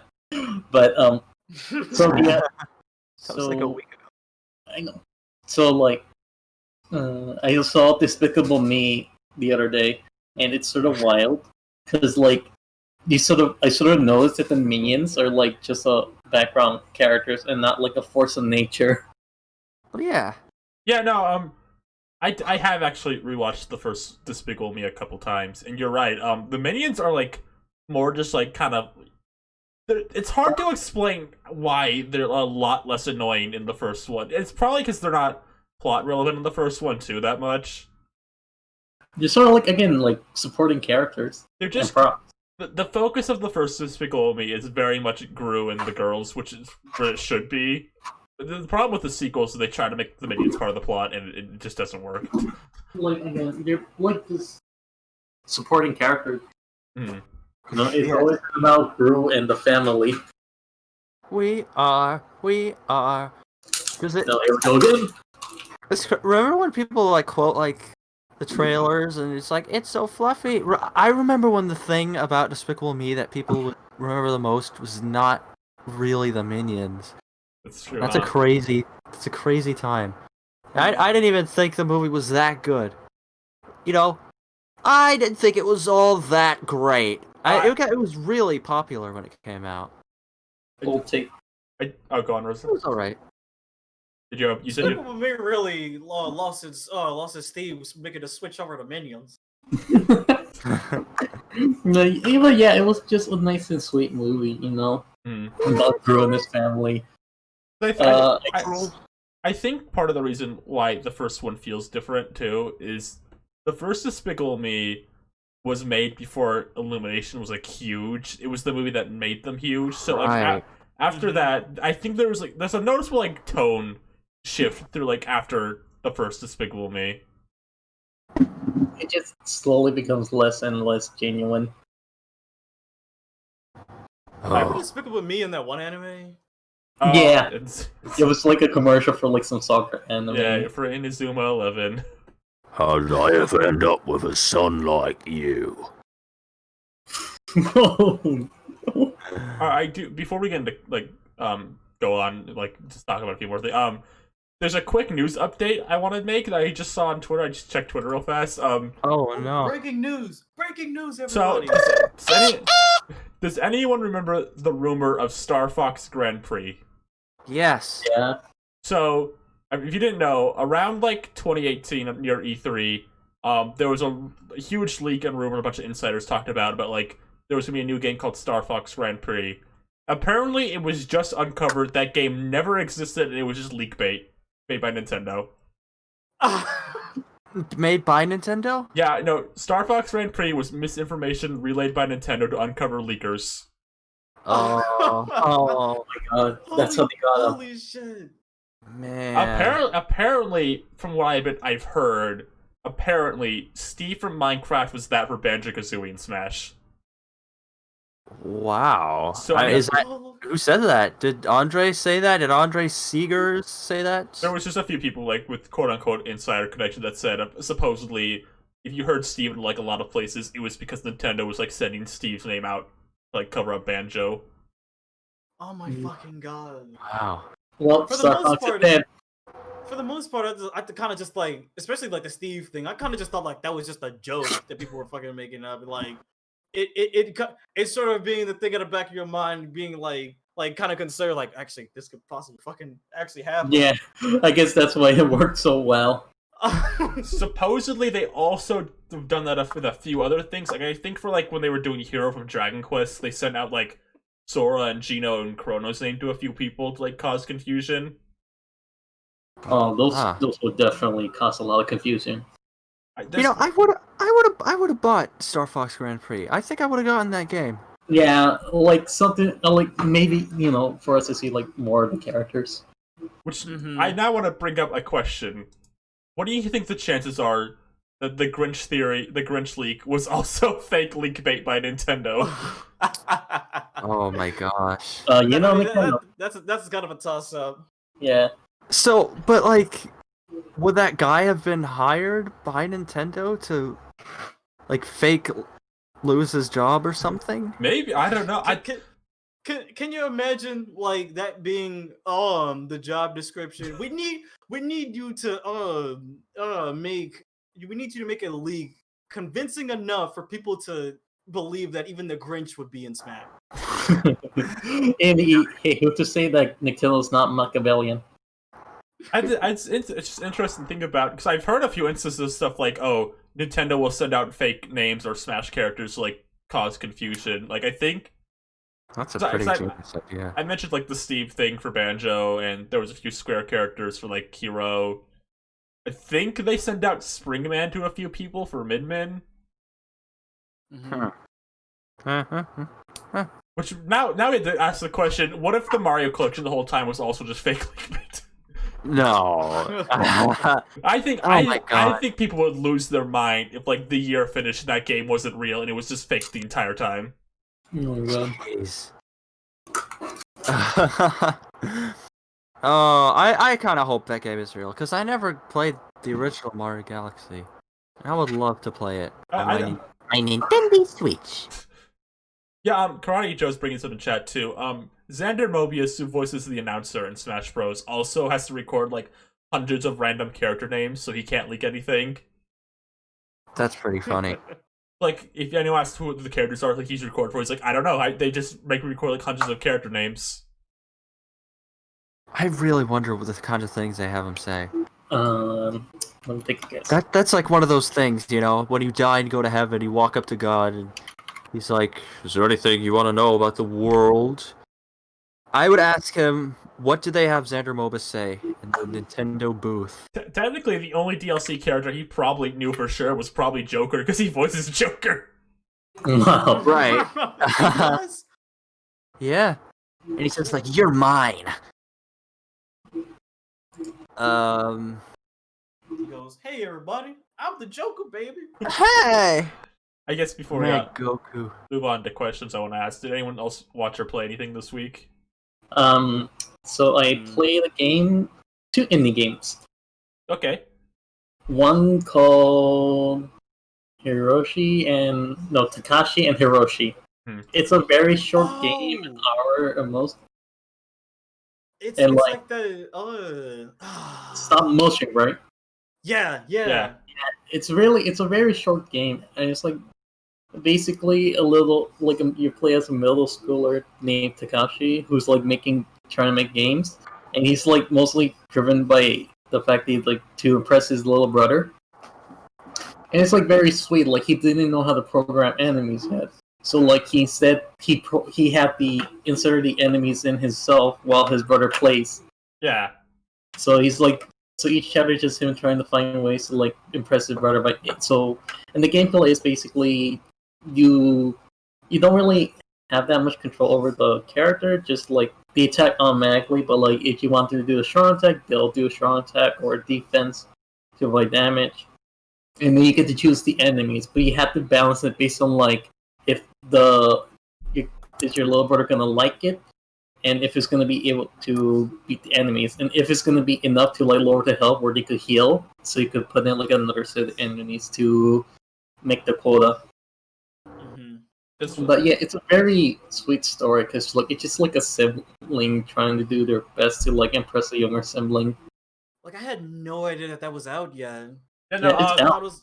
they were I thought they that was coming out like later. they shadow dropped like 5 things during that like indie direct. Yeah, it was like I saw it, like, I looked at the Switch, oh I got it, and along with that, I also got a game called Short Hike, which is really really good. Called what? Short Hike. Short hike. Basically, you play as Also, this like raid. Rosa, real fast, can you repeat the name of the first game again? Someone wants to know. Oh, the first game is Takashi and Hiroshi. Okay, thank you. It's a very short game, not very fast, but you'll enjoy it. So, and Short Hike is really good. It's like a little not open world, but like a little collectathon feel type of game. It has like a style like a 3D DS game. Not the 3DS, but like the DS. Oh, that With 3D sounds stuff. great. I It's a love very that. nice Always. time, you know. Yeah, you talk to these characters. They have like little things going on, and like when you go through like the world, you sort of notice that like the island, you sort of notice like some of the characters change position, and they're like doing the new thing, and there's like a little narrative going on. Yeah, Each character you talk to. I described it like visually. It looks like how Mario 64 DS kind of looks. I love that. I want like 1,000 games that look like that. I love that style. You know, Very just minimal. kind of speaking of that indie direct, there was a that's like I think that was like one of the best like indie directs they ever did. There was like 5 things that I wanted to like play. Uh-huh. Yeah. But and also like I like the fact that like you get these little let's see, you get these little golden feathers that lets you be able to climb faster, run faster, and it's really great when you get a lot of them and you could just explore the island so easily. Uh-huh. Also, apparently, it was in Ichito.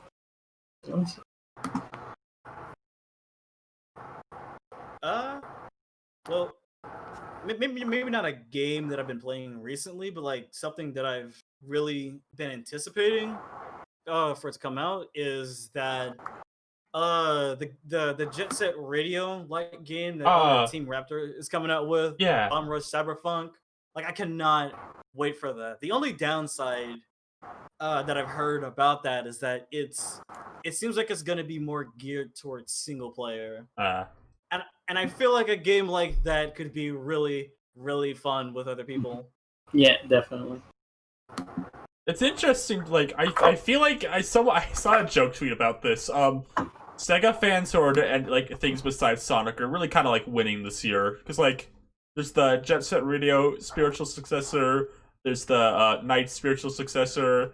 There's been a few other things like God, what's it? There was Wonder Boy. They're making a new Wonder Boy game. There's Streets of Rage 4. There's I don't know. There's a lot of non-Sonic Sega things happening. Alex Kidd remake. Alex Kidd too. The Night's one was what's it called? Ballin' Wonderland, right? Yeah, I don't think it has the same gameplay as Knights, but it has the same feel, dreamlike feel as Knights. Yeah, it's the kind of like tone. Yeah, same thing with the camera game. Oh no, there was still that other Jet Set Radio one. Alright, Steve, did you watch or play anything this week? I watched the first 2 episodes of the HBO Max original Infinity Train. What'd you think? What'd you think of Infinity Train? I enjoyed the first 2 episodes, and I'm gonna watch more of it tonight. The season I'm talking about season 3 specifically. Oh, okay, yeah, I got it. Because that released pretty recently. I actually did not know it came out till like a few days after. Mm-hmm. But yeah, I like the first 2 seasons. I mean, you don't need to hear it from me how much people like that. It's pretty good. Serialized cartoon. Yeah, and I guess I'm looking forward to the next episodes. Our mutual friend Holly, our friend Holly, not Holly streamer. From real life? Holly from real life, not Holly from Half-Life. I know 2 Hollies. Holly from real life, as we're gonna call her, I guess. She pointed out, Infinity Train kind of feels like what I think a lot of people want adult animation to like do. Right. Yeah. That's a good point. Even though it is pretty like it has a lot of like maturity behind it. Mm-hmm. I think a lot of people who are into animation I think a lot of us are over kind of like I don't know. I like stuff like Close Enough for sure, but like I think a lot of us kind of I think especially like post BoJack in particular, I think a lot of us kind of want that more like adult emotional stuff. Uh-huh. And yeah, we're sort of I think we're getting more of that as time goes on. Definitely more than like we had probably like even I was gonna say 5 years ago, but BoJack was already airing. But yeah. And I also hope for the release of season 2 of Being Puppycat. Is that not out yet? Is that really not out yet? What are they gonna do with that? Where are they putting it? Wait, I don't know.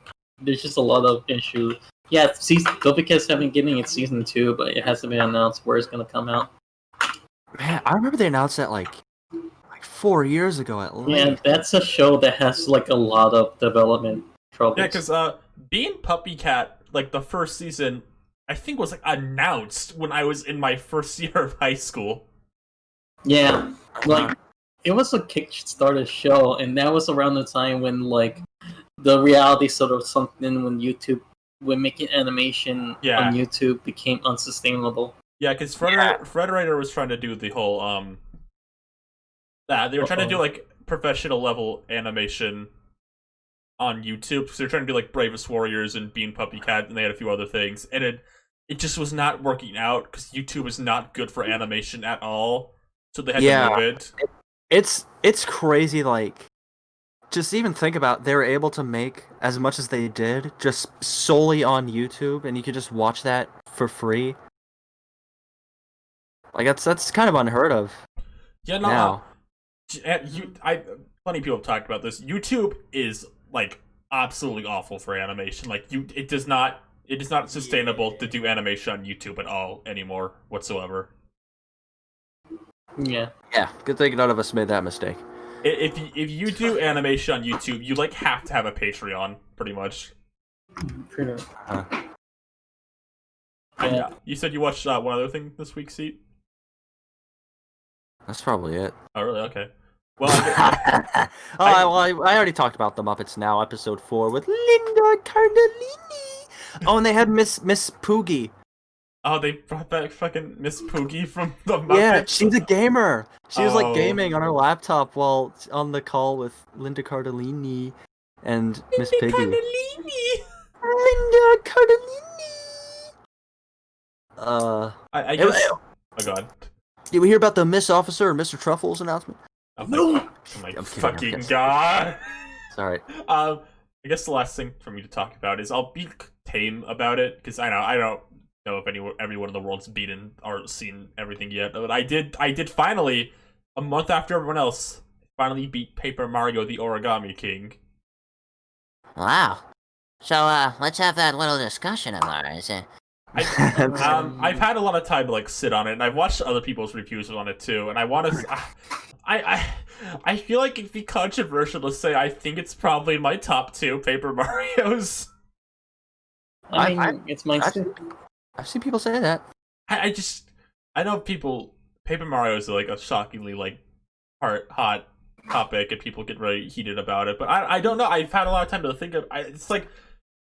It's very funny to me. All the trailers for this game were like, Mario's wackiest adventure yet. Whoa, silly through the roof. And then the game has like, mild spoilers. The game has like themes of like making the most of your time while you're like alive and sacrifice. And then there's like body horror in the game too.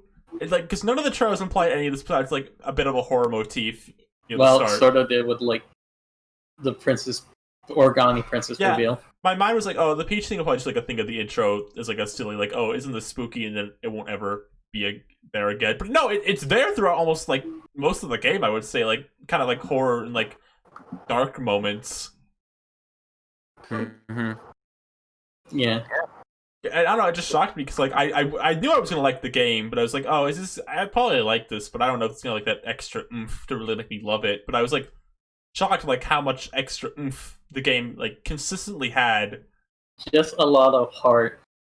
Yeah, you know? I love it. I'm proud to say that.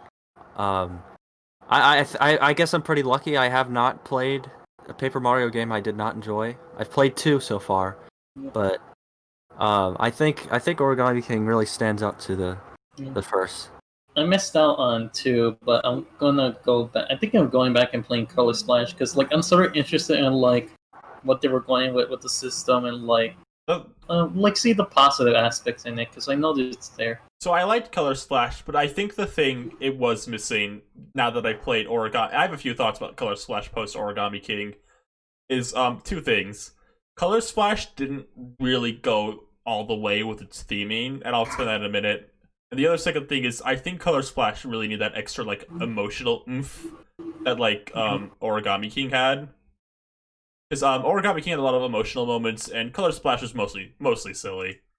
The theming thing is so I don't mind the Koop. A lot of people hate the Koopalings a lot. I think they're fine, but in the context of Color Splash, after playing Origami King, all the bosses and enemies and like everything going on in the game was really themed to the concept of like, oh, they're origami. But in Color Splash, the paint theme pretty much just goes as far as Mario can fill in some paint splashes, and that's about it. And I think now, in hindsight, I think Color Splash needed more like paint things. Like, oh, like my idea was like bosses that like are in different paint art styles, or enemies that like are paint block. I don't know, just more with it what it is. And I don't think it went all the way with what it is post playing Origami King. Yeah, though you still could feel like there's like groundwork going on there, because Bowser was sort of possessed by like evil paint, you know. Yeah, I think what And, what they could have done if they wanted to keep the Koopalings is make the Koopalings also get taken over by the paint, and Yeah. Like art styles. yeah, and then they take on different art styles like Yeah, from the paint. and then like become like some sort of companion to you, or at least like helping you with progression. Like not like overall partners, but like narrative progression. Like, oh, we'll send you to the next Because the problem region. The problem with the Koopalings is I don't mind them, but I've seen this point before. If you have like one Koopaling, you have to like have all of them. Yeah. Yeah, and you kind of like once you've fought one of them, you pretty much know what the rest of the fights are gonna be like. Yeah. Yeah, It's sort of like you gotta change it up. yeah. I just think I don't know. I don't hate the Koopalings at all, but I do think after playing Origami King and like how far it went with its idea, and like because all the bosses are themed to origami, and like what the bosses do in the area are like themed to Affects the origami. battlefield. Yeah, like Yeah. Punch punches out the moon, and then all the enemies are like origami zombies, and like there's themes like with the I don't know. There's like a lot of things with the origami, and I don't think Color Splash has that because it doesn't go all the way with its idea. Yeah. Anyway, that was my diatribe. Yeah. Guess we can And we can. do you have anything you want to talk about, Zumo? I'm not too sure. Like the whole Paper Mario thing, like I kind of was like out of it because I only played like Thousand Year Door, and I didn't even fair. beat that. That's fair. But you're the origami Yeah. killer. Yeah, but you're the origami killer. You're in the game. Yeah, that don't mean I played it. That's true. It's like True. It's like, you know, how what's his name? Who's the guy who's in Ash from Bobby. Evil Dead? Who's his actor? Bruce Campbell. It's like how people ask Bruce Campbell like nerdy questions about the things he's been. He's like, I don't remember that. Yeah. Okay. Are you sure you don't have anything left to talk about? You know, just want to make sure before I move on to questions. I mean, I guess one thing that usually gets me in a conversation is probably like just art or drawing. That's one thing I like. to I've talk been about. drawing. I've been drawing. Oh yeah. You want to see what I've Oh. been drawing? Oh yeah, Zumo. We have like a project. Ooh. Yes, we do. Ooh. Ooh. Oh, the plot. Mm, Is we this should like start it top secret one of these weapons? days. Metal Gear? Eventually. Here's my art take. I'm gonna whenever I draw anything ever from now on, I'm gonna make sure my character's hands are behind them or hidden. That's the only way to do it. Of course, like, oh, look at my drawing of my character with their hands behind their back. Look at my drawing of my character with their hands behind like two walls that happen to be here. Don't forget the Tommy Pickles pose with the legs. Yeah, the good old Tommy Pickles legs pose, drawing art, Tommy Pickle clip art. I'm not afraid to draw hands. Draws hands on tips. I guess a good way to transition to questions real fast is someone in chat's talking about Paper Jam, Mario and Luigi Paper Jam, and I have some thoughts on that. I guess is a good way to like question what do you think of Paper Jam.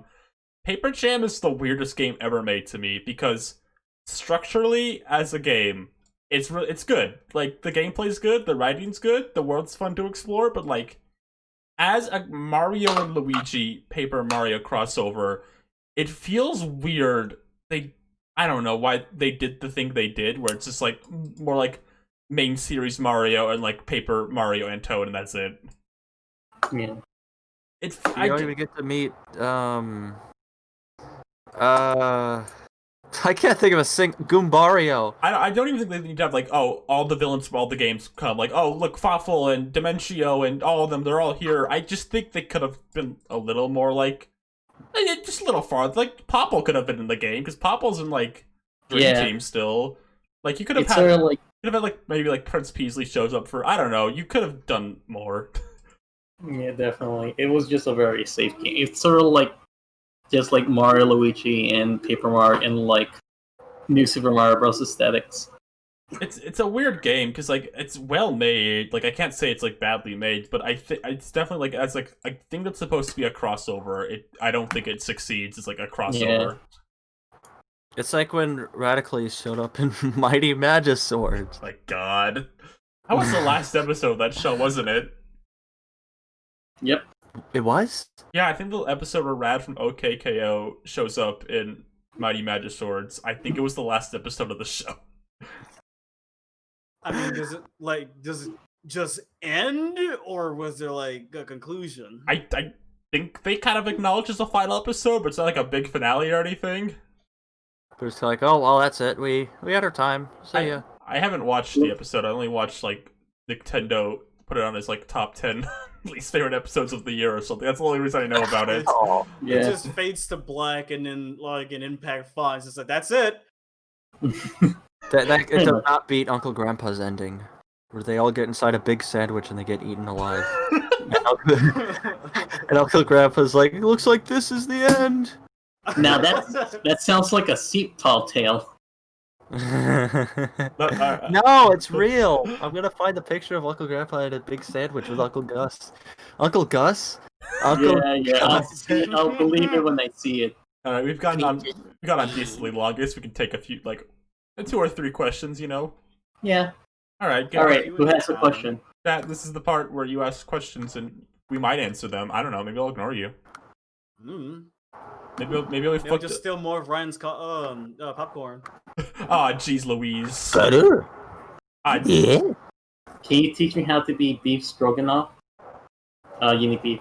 How do you like the Rhythm Heaven collab? I have thoughts on this. So there's been a lot of like reanimated projects recently, and yeah, they're always fun. But like, I feel like I really liked the Rhythm Heaven reanimate thing because I don't. This might sound mean, but I think a lot of reanimates try really, really, really, really hard to be like really funny with like lots of memes and like wacky over the top facial expressions. And that's fine, but I think sometimes it's like, oh, this is a bit too much for me. But I kind of liked that Rhythm Heaven Reanimate was mostly just about like, hey, here's a bunch of cool animation art. Yeah. And like, probably like the least horny. I guess that's the way to put it. Because most reanimates just like decides to be horny and like, what the hell? Even like, But like, it only has like one horny bit and that's it. even But like, everything else was amazing. Shoutouts to Elena and Erica for making like, for working on it. even the more like jokey ones in Rhythm Heaven Reanimate, like Nitro Rad did one, and it was like his Yeah. friend Brady spinning. Even like the more memey ones were like funny. So I feel like a lot of like, I don't know, the memey ones like most reanimates like, oh look at this, they're doing the Newgrounds face. Uh-huh. But like, Nitro Red was like, that one was genuine. Because like, it's sort of like on brand for Nitro Red. It's like, it just seems like a collaboration on like Brady in like Rhythm Heaven. To me, I've never seen it, but it sounds like even just like that idea, like it fits the structure of a Rhythm Yeah. Heaven thing. Oh, very definitely. well. Yeah, like Taco said it best. They really respected the original source. Yeah, no, it's great. I'm a big fan of just seeing like people's art and animation, like just seeing like it's like a little showcase of it. I think that's why I enjoyed it. So it was fun to see just like what style people would do for their thing. Next question. Liv wants to know if I could draw her. Later. The answer is I could do anything. What What are are your thoughts? Okay, well, hold on. Let me read this. What are your thoughts on the horrible crimes committed by Nickelodeon television series The Adventures of Jimmy Neutron Boy Genius Season 1, Episode 12, Segment B, titled Ark Wilderness, where titular character Jimmy Neutron creates an invention to make a large campsite, however makes mistakes supplying the television with a Nintendo Entertainment System, but with the controller of an Atari 2600? I kind of didn't like that episode. I don't I like, I don't know. I feel like that was kind of Twitter meme bait on the writer's part. I don't know. Maybe Jimmy shouldn't have been a fucking idiot. I don't know. Wow, weeping whoop-tons! I actually like this question from Hightower Trousers. Yeah. What's one series you want to be brought back, and what's one series you want to end? That's a good question. It's hard to say because, like, I don't know. I feel bad. So, like, I want your show to end, you idiot. Nice job on the fail show. Yeah, because people are making livelihoods out of that, and I'm sure, like, they enjoy what they do. Yeah, but at the same time, like, I can't act like I like all shows ever and I want them to keep going. Well, yeah, on. like I like respect that it's a hard process. Loud House. Takes a lot of work. Loud House. I don't like that Lincoln kid. I want to say, like, morally, I get rid of Big Mouth, but Oh yeah, definitely. Big Mouth. Yeah. But I also want to. I think South Park needs to die already. If any, like, For real. Yeah, absolutely. Yes. Because here's the thing, like, Family Guy and Simpsons have also gone on forever, but, like, they're so inoffensively, like, existing at this point, I just can't care. Yeah, I think it's just so funny that they've gone on for this long. I just kind of want to see how far they can take it. But anytime South Park says something and it's, like, stupid, I have to deal with that. It's gonna be, like, a thing that's around for, like, 10 years now. Uh-huh. Yeah, South Park says a lot of fucked up stuff that your conservative uncle would say. Yeah. I cosplay as Kyle. I'm cosplaying as Kyle from South Park. Everyone, look at me. What are you doing? Look at me. I'm Kyle from South Park. I'm cosplaying. If I were favorite one Hey, you stop that. I'm Kyle from South Park. the Super Mario Super Show, I would like to see rebooted. Oh boy. What is your ideas for the Super Mario Brothers Super Show reboot? Yoshi wakes up. What? They bring back Toad. Then Yoshi wakes up. Oh, Remember? Yoshi wakes up from his coma What? after he said, "Good night, Mama Luigi." I guess, hold on. I answered what I wanted to get rid of, but what would I want to bring? I don't know. I can't really think of a show that, like, that, like, ended and I was not. Cause I'm usually of the mindset I kind of prefer, like, new ideas, but, like, there has to be a show I watched, like, wasn't satisfied where it stopped. Right. Yeah, you have to agree. Like, the Mario Super Show with, like, Yoshi saying, "Good night, Mama Luigi," was What are you talking? like, isn't that how the series ended? Are you talking about the walrus guy, like, last video? No, like in Super Mario Super Show, didn't that how it ended? Where, like, You're talking about Super Mario World anyway. It wouldn't even be the Super Show, Rosie. Come on. I guess, like, I'd like another season of Little Witch Academia that, like, fixes problems I had with the initial run. Maybe would be nice. Cause I like that show, but, like, I didn't love it at times.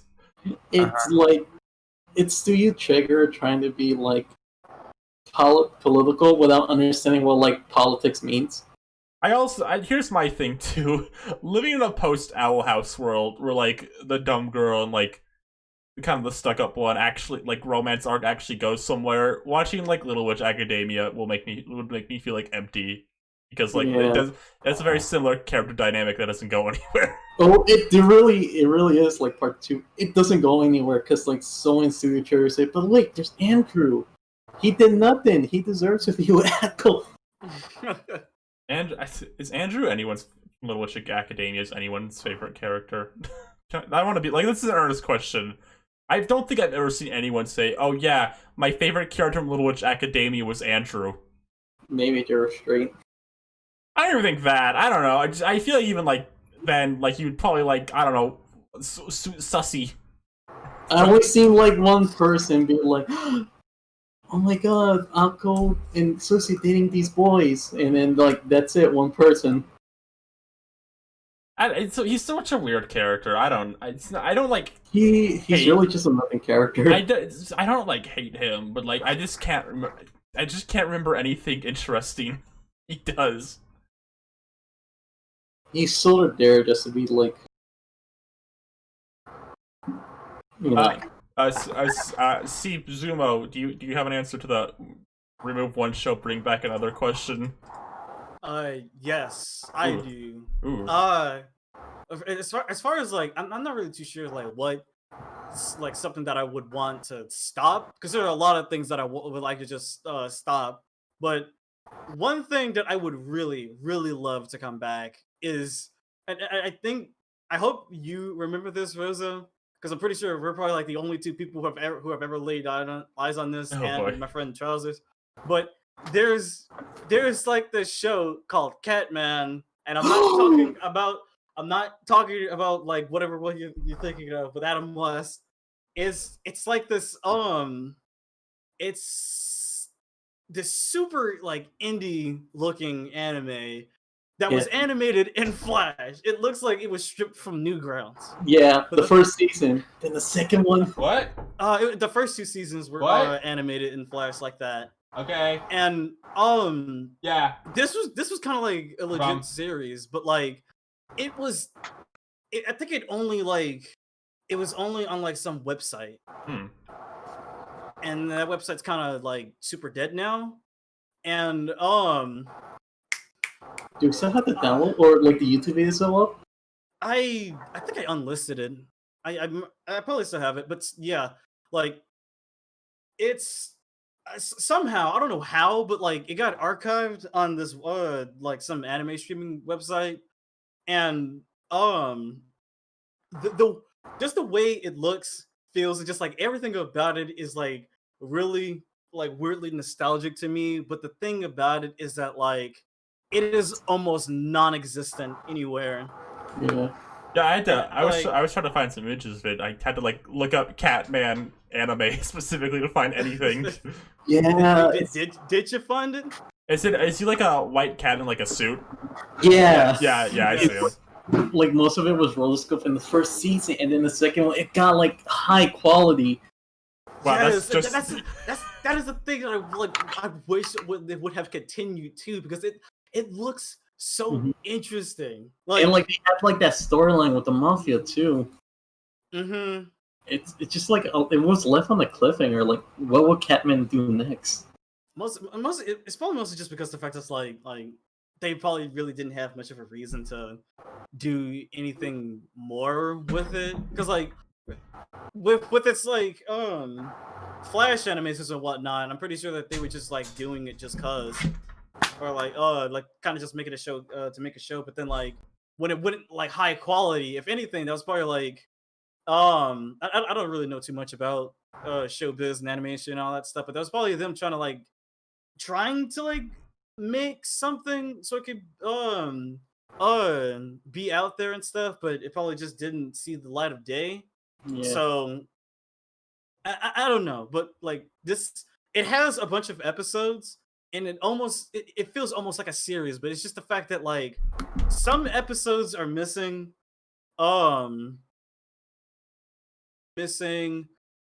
it kind of just ends off very awkwardly, and like Yeah. there could be a lot more to it. There's so much potential to it, and Yeah. I would give anything to get this back. Like Yeah. if, hell, I'd do anything, man. I think we still have it? I think I still have the videos on my YouTube, and if not that, then I think it's still on like that the anime streaming website that I found it on. Yeah. I remember like downloading it, all of it, and then you put it all together. It's like it was a wonderful time. It's really funny too, because like the whole like thing is just I'm sorry, I'm getting very Oh flustered because I really fucking you love got this. it. I like when people talk about things they like. It's really good. The whole show is mostly comprised of just like music from this one like random ska band, the Oh my! Planet Well, Smashers. well, hold on. yeah, They got ska in this. yeah, Yes, the it's ska. the It was ska. Oh my really God. cool. There's ska. It's everywhere. It's everywhere in every episode. There's ska, Yeah, it and it's really just is from that the one vibe. band. It's so good. I don't know why, but like I love it. Yeah, It just adds to the charm to it. it just got good vibes. Yes. I guess I want to make sure. Seep, did you answer the question of remove something, bring something back? Do Nah. do you have an answer? I don't know what I'd remove either. But That's a hard one. Yeah. the main answer I could think of, I'm gonna sound. I don't know if I'm gonna sound crazy when I say this, because this is a show that went on for a while, and I think it was like, it ended at the right time, but not in the right way. Ooh. I feel like I'd want an actual like Gumball finale. Oh, yeah, that's fair. Hmm. That shouldn't. I kind of thought like what they were setting up was neat, but they wanted to like do a movie of it, and Yeah. they didn't get to, and it's probably not gonna happen now. I'm just kind of curious Yeah, because what they would have done. what happened with that is, I think Cartoon Network kind of sprung on them the show was ending or something, right? Uh-huh. And then like, oh, we'll make a movie, and they tried to like rally like support to get a movie, and it didn't really. I don't know why Cartoon Network didn't approve a movie, because that was like one of the most popular shows. Yeah. They didn't approve the movie, so now the show's permanently like ended like on a cliffhanger. Yeah. I think it could have been neat if they did a movie, because I think Gumball, like, I think one thing that it was always good at was having like really intense like action stuff, Yeah. which is interesting because like it's a very like sort of like simple style situational kind of comedy sort of thing, like Fairly Odd Parents, but it really felt like they knew how to frame like an action moment, like have it be intense. Real That could have fast. been neat to see. Gobu in chat about Gravity Falls. It actually was earliest on planned to be 3 seasons, I think, and then it was almost only 1 because Alex Hirsch was so burnt out about making a show. He was almost ready to end it, and I forgot who. He said someone like came up to him and said, "You can't end the show. I need to know what happens." So he did it just for them. That's why he only did 2 seasons, partly because he didn't want to do Wow. 3. He was just I burned feel like out. this show could have gone on for 3. Like when I think of it in my mind, I'm like, oh yeah, it had 3 seasons. It's like I good mean, length. I think there's kind of stuff in the show that shows there was room for more. Like specifically, like they start like an arc with like Pacifica, and then stop. Yeah, that. Yeah. That was always the thing that stood out to me the most. Is they kind of like started an arc with her, and like, okay, no, mind, it's like 1 episode, bye. Yeah. Seep removes Uzaki-chan. Okay, that's one I pick. Actually, I'm gonna change my. I want to make. This isn't really a reboot. I'll make a spin-off of SpongeBob Okay, called Unagi-chan. gonna kill you. Here we go. Someone said that to me, on like the replies of something I did. They said like Bubble. There should be an episode of SpongeBob where Bubble Bass obsesses over a new anime called Unagi-chan. And that really stuck with me. God, isn't it so weird? Bill Bass like was not in anything for like 8 seasons. Like, okay, now he's the main character again. Yeah. He is? Yeah, no, Yeah. Bubble Bass is like part of like the main group now. Yeah. Well, like maybe not like Oh well, not like main not like group. He's like a Squidward level, but he's like Larry the Lobster tier at least. yeah, he's like a Larry the Lobster level. Okay, Sort of like, okay, okay. Where it's the, like- like there'll be a Bubble Bass episode like every season. It's like in a shonen anime where like they defeat like the enemy and they become their friend. I guess Yeah. I guess the final thing to talk about before we end off. Gobu wants to know, are the new SpongeBob episodes actually good, or are they just kind of okay? And I have kind of complex thoughts about this because they have fun animation, but like I feel like it just kind of ends there. They have fun animation, but I don't think the character writing is there anymore. Mm-hmm. I think the It's reason sort of like hit or miss. I think the reason like the first 3 seasons of SpongeBob have like stood the test of time so hard is because the character writing is so like good in it. and I think the new ones they're better. They're better than they have been, but I still just don't think like the character writing is there. And I've heard from some people like Sponge in the Run feels very season 1 through 3 in character writing, so I'm interested to see it. Mm-hmm. Like, Alright. I haven't seen any SpongeBob episodes, so.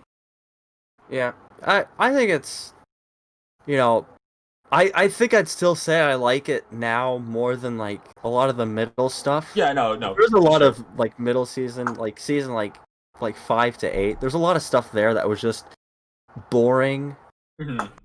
and it's at least like interesting to look at now. And like, you know, sometimes I'll just watch the episode and be like, oh, that was kind of neat. Honestly, if you want a modern SpongeBob product that feels the most like the first 3 seasons, I'd honestly say watch the musical. Mm-hmm. That Musical's pretty good. that feels like character-wise, like portrayal-wise, like the closest to like the first 3 seasons to me still. And I've heard from some people Sponge on the Run kinda is like that too. And from what I can gather in the trailer, Patrick in particular, in most of the Sponge on the Run trailers, feels very like early Patrick to me. I don't know how to explain it. Yeah, he's like a very he's sort of like seems to be like a supportive like friend Yeah, of SpongeBob, who's sort of like, oh, come on, SpongeBob, we gotta go find Gary. yeah. Most of the clips we've seen kind of feel like that. He's not the brightest, but he's definitely trying, which is kind of like the first few seasons were to me. Yeah, so everyone be sure to get your VPNs ready. Yeah. Sponge With on the Run the Nord Express VPN. with Nord Express Surfshark VPPP. All right. Does anyone have anything they want to say before we No. say goodbye? I'm done. It seems Yeah, not. Turn my fan back on. What about you and Sumo? I mean, well, if anything, like I don't know if I brought this up, but like this is the first ever podcast I've ever been on. Oh, congratulations! It's pretty fun. Oh, Yeah. I'm glad you had a fun time. I always worry about that when we get guests like, oh, are they gonna be miserable as we just talk about shit? Mhm. No, it was terrible. I couldn't do anything during the Paper Mario part. I'm out of here. Oh, jeez. Listen, I'm sorry to say something, but like we can't really get out. Like the doors is really pretty jammed. What? Yeah, the door's always been like door's been pretty jammed. We can't really get out. We don't know how the other guests got out, but like we can't really get out. Wait, I got an idea. Hold on. What? What is it? I got this thing. Oh, what? Oh, Oh, no! no,